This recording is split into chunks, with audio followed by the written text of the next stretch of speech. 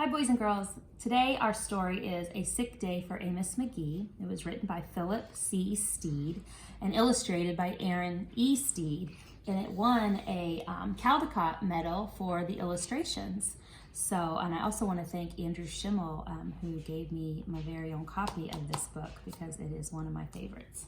And today when we read it, I want you to use your thinking voice and make sure that you're ready to make a prediction in the middle. Remember, predicting is when you think about what's happened in the story and then you make a prediction or guess what you think is going to happen next. So, here we go. Amos McGee was an early riser. Every morning when the alarm clock clanged, he swung his legs out of bed and swapped his pajamas for a fresh pressed uniform.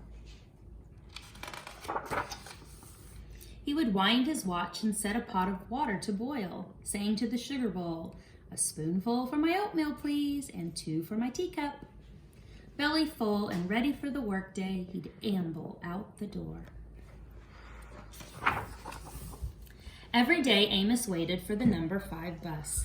"Next stop, City Zoo," the bus driver would call. 6 a.m., right on time, he'd reply. Amos had a lot to do at the zoo, but he always made time to visit his good friends.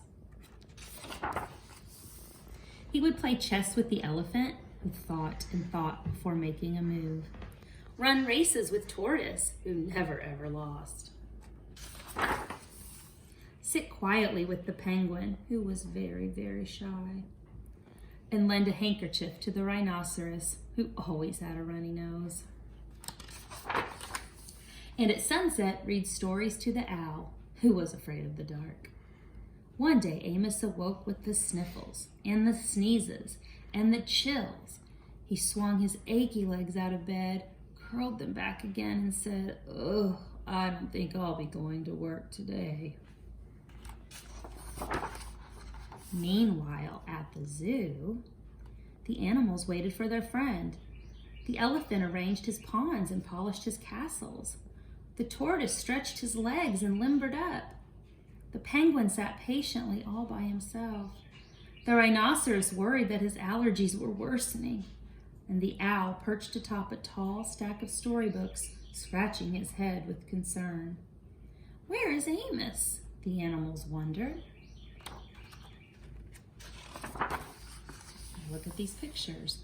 Later that day, they're walking out of the zoo. They're standing on the sidewalk at the bus stop. And now they are inside the number 5 bus. So stop and think about it. Where are these animals going?